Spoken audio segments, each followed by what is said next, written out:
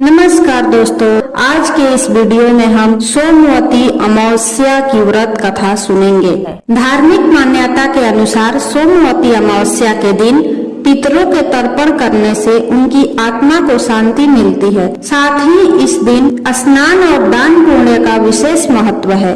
तो आइए सुनते हैं सोमवती अमावस्या की व्रत कथा। एक गरीब ब्राह्मण परिवार था। उस परिवार में पति पत्नी के अलावा एक पुत्री भी थी। वह पुत्री धीरे धीरे बड़ी होने लगी। उस पुत्री में समय और बढ़ती उम्र के साथ सभी स्त्रियोचित गुणों का विकास हो रहा था। वह लड़की सुंदर, संस्कारवान एवं गुणवान थी, किंतु गरीब होने के कारण उसका विवाह नहीं हो पा रहा था। एक दिन उस ब्राह्मण के घर एक साधु महाराज आए।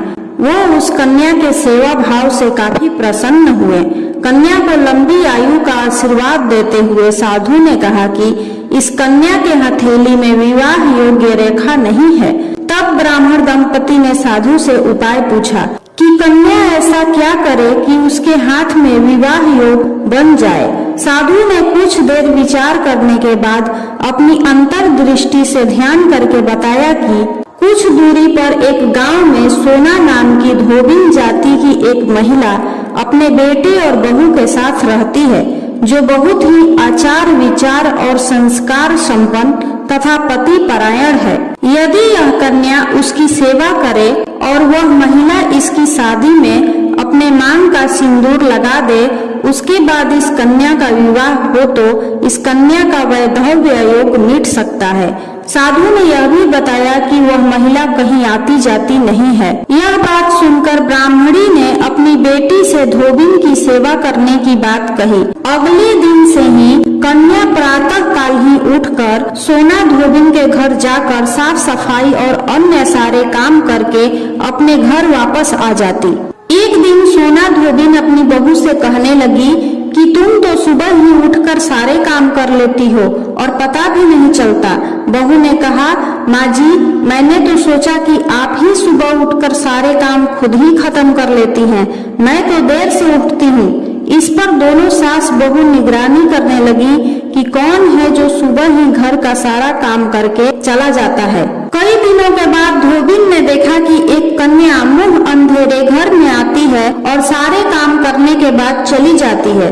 जब वह जाने लगी तो सोना धोबिन उसके पैरों पर गिर पड़ी। पूछने लगी कि आप कौन हैं और इस तरह छुप कर मेरे घर की चाकरी क्यों करती हैं। तब कन्या ने साधु द्वारा कही गई सारी बात बताई। सोना धोबिन पति परायण थी, उसमें तेज था। वह तैयार हो गई। सोना धोबिन के पति थोड़ा अस्वस्थ थे। उसने अपनी बहू से अपने लौट आने तक घर पर ही रहने को कहा।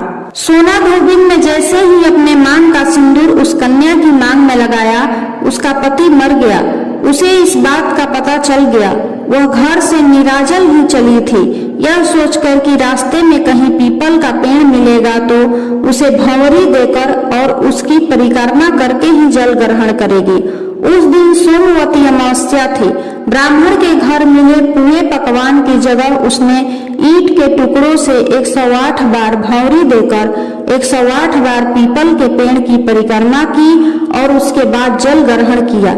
ऐसा करते ही उसके पति के मुर्दा शरीर में वापस जान आ गई।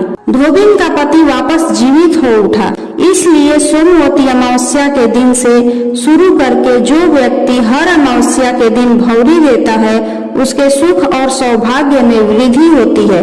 पीपल के पेड़ में सभी देवों का वास होता है। अतः जो व्यक्ति हर अमावस्या को न कर सके, वह सोमवार को पड़ने वाली अमावस्या के दिन 108 वस्तुओं की भंवरी देकर सोना धोबिन और गौरी गणेश का पूजन करता है, उसे अखंड सौभाग्य की प्राप्ति होती है।